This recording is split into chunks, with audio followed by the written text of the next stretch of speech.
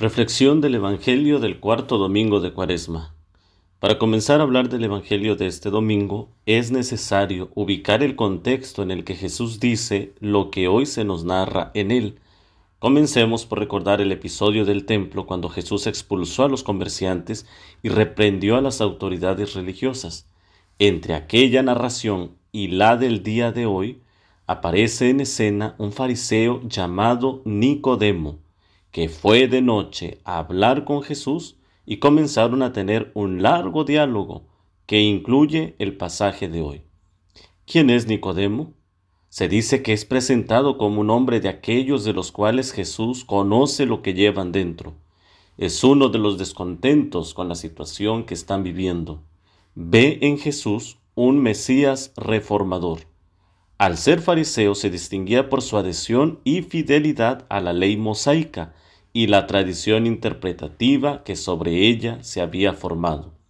Sus integrantes tenían un influjo sobre el pueblo por su fama de observancia y religiosidad. Esperaban y deseaban el reino de Dios. Era un hombre tan fiel a la ley que en una ocasión aparecerá oponiéndose en nombre de ella a sus mismos compañeros.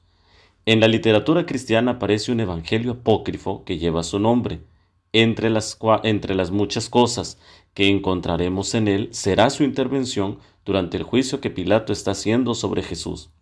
En ese pasaje aparece defendiendo al Señor, argumentando lo siguiente: Yo he dicho a los ancianos, a los sacerdotes, a los levitas y a toda la multitud de los judíos en la sinagoga, ¿qué intención tienen respecto a este hombre? Este hombre hace muchos milagros y prodigios que ningún hombre ha hecho ni hará. Déjenlo libre y no provoquen ningún mal en contra de él. Si los prodigios vienen de Dios, permanecerán. Si vienen de los hombres, desaparecerán. Los judíos llenos de cólera rechinaban los dientes contra Nicodemo, al mismo tiempo que le decían: Toma tú su verdad y también lo que a él espera. Nicodemo dice: Así sea, asumo su muerte como ustedes dicen. El relato continúa y no podemos detenernos en él. Cada uno por iniciativa propia puede acercarse a este tipo de lectura y pedir la explicación de algún sacerdote cuando algo nos parezca confuso, sobre todo porque hay que tener cuidado en interpretar estos textos dentro de su categoría de apócrifos, no como canónicos, pues aunque la mayoría de ellos narran la vida y obras de Jesús, también es cierto que a veces resultan demasiado fantasiosos, dignos del guión de una buena película de ficción. Incluso algunos han sido catalogados como heréticos. Sin embargo, aclarando esto, nuestro acercamiento a estos como literatura cristiana resulta ser interesante, porque no dejan de reflejar lo que algunos cristianos de su tiempo pensaban sobre Jesús, los apóstoles, la Virgen María o San José. Continuando con Nicodemo, también se dice que era un jefe de entre los judíos, es decir, miembro del Gran Consejo, que se integraba por los sacerdotes y ciertos fariseos como él. Los fariseos eran los más influyentes y dominaban a través del temor a los demás miembros del consejo. Nicodemo, por su parte, es un fariseo influyente y está en la línea de los que propugnan la reforma espiritual del pueblo. Impresionado por la actuación de Jesús en el templo, quiso manifestarle que él y otros más están de su parte. Sin embargo, va de noche, hecho que se ha interpretado como cierta resistencia que tenía a dejarse iluminar por Jesús.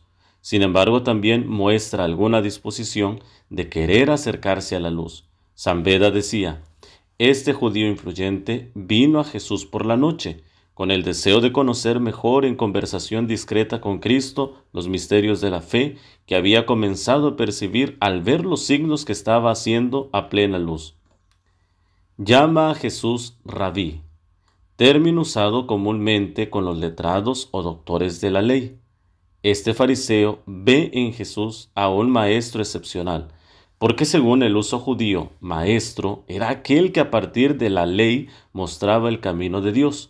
Reconoce por tanto la superioridad de Jesús y no lo trata como colega, pero con la denominación maestro lo coloca en una categoría a la que ellos pertenecen. Es el Mesías maestro, respaldado por Dios para interpretar la ley. En estas condiciones, él y los otros están dispuestos a seguir sus enseñanzas. Nicodemo logra ver en las acciones de Jesús el respaldo de Dios y que ha sido enviado por él. Además, interpretó que el comportamiento de Jesús en el templo no fue un arrebato de ira, sino un proceder justo que se fundamentaba en una denuncia totalmente válida, porque un hombre, sin estar apoyado por Dios, no podría atreverse a tanto.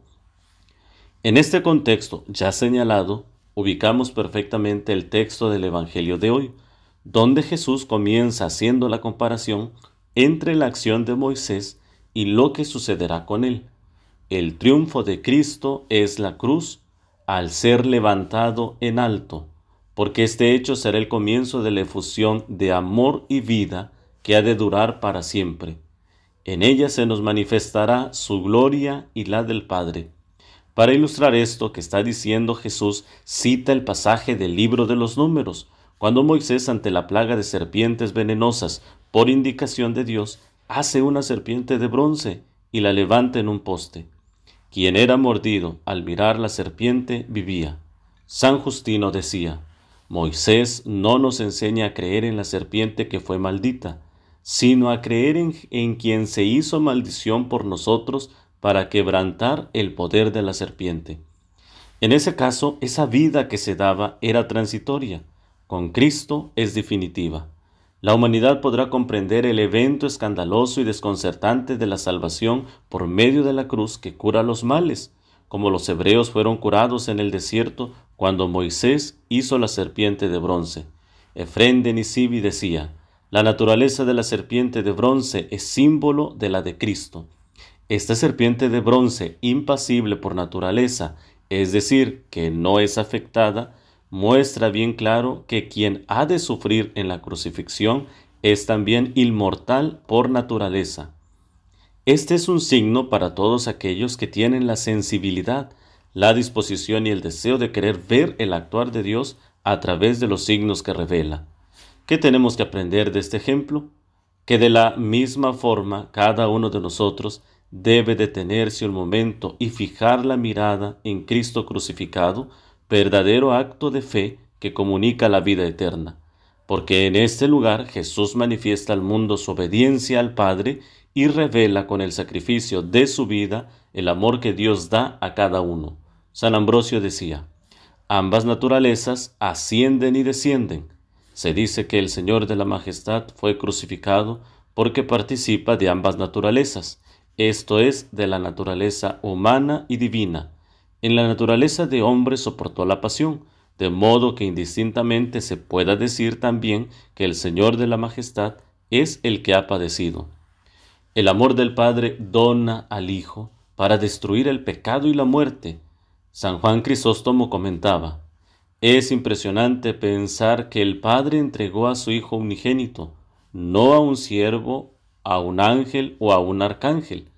Ningún padre ha sentido tanto amor por sus propios hijos como Dios por sus siervos ingratos. Esta es la manifestación de un Dios que es amor.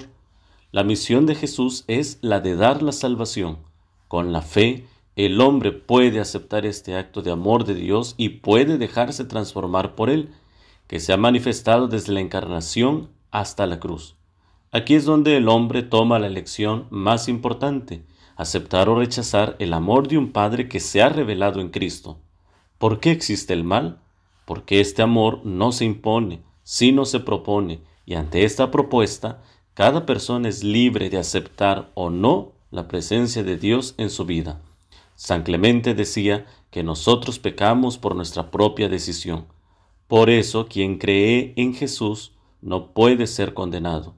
Quien lo rechaza automáticamente se condena, porque no deja actuar en su vida al Señor, al rechazarlo por completo. Por eso decía San Irineo que nuestra separación de Dios es obra propia. La responsabilidad recae sobre el hombre, no sobre Dios, porque su amor no hace excepciones. Jesús, levantado en alto, toma su puesto. La conducta del hombre está guiada y juzgada por esta luz, resplandor de su amor al hombre. Es ella la única norma y la que descubre la bondad o la maldad de las acciones. El amor de Dios fue el motivo para enviar a su Hijo, cuya finalidad es salvar a la humanidad.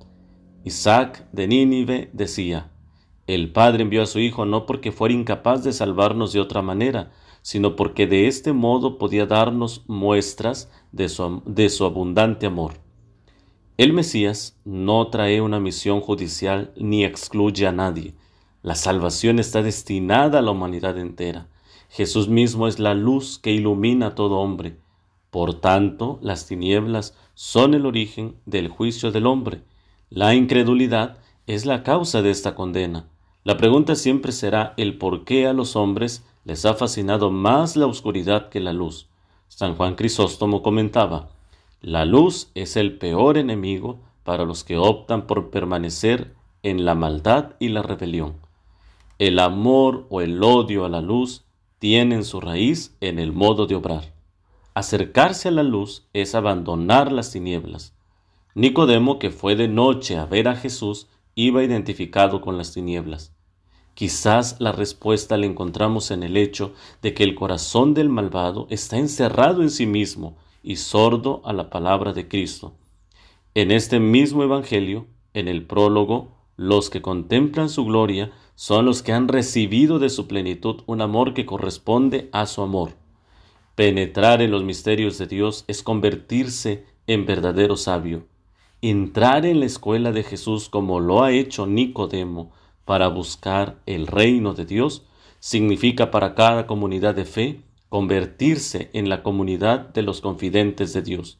San Beda decía: Jesús enseñó a Nicodemo el sentido espiritual de la ley.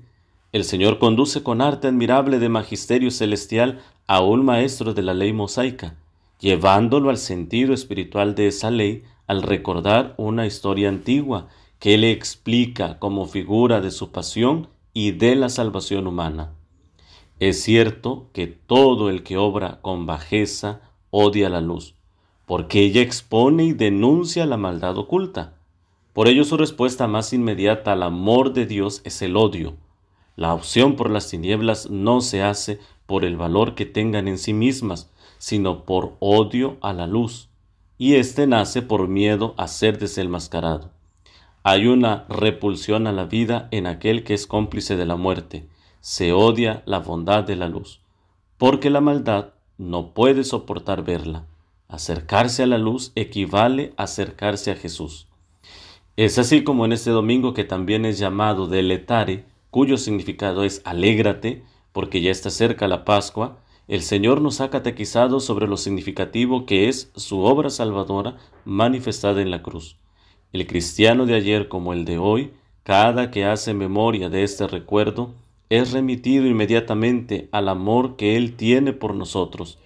Esto nos explica perfectamente por qué muchos cristianos piadosos encuentran consuelo, ayuda, fortaleza, esperanza y fe en innumerables imágenes religiosas de Cristo crucificado que se veneran en todo el mundo, y que de manera particular en México este fervor es muy marcado, pues basta recordar las innumerables peregrinaciones que se desbordan para visitar al Señor de Chalma en el Estado de México, el Señor de los Milagros en Michoacán, el Cristo de los Brazos Caídos en Jalisco, el Señor del Veneno en la Catedral de la Ciudad de México, el Cristo doblado de la Basílica de Guadalupe o el Señor de Tejalpa en Puebla, solo por citar algunas. Todas estas imágenes, en extremo milagrosas y dignas de respeto para la fe católica, son una prueba evidente de que en verdad Dios cumple su palabra, pues cada vez que algún feligrés se siente desesperado, enfermo, desamparado, se acerca a ellas para pedir su auxilio y perdón, y el Señor de muy buena gana escucha las plegarias de todos aquellos que con fe buscan su luz. Por este motivo, durante la Cuaresma, si existe la oportunidad de visitar algún santuario de Cristo, ahora tenemos muchos elementos que nos ayudarán a comprender mejor el valor salvífico que esas imágenes representan.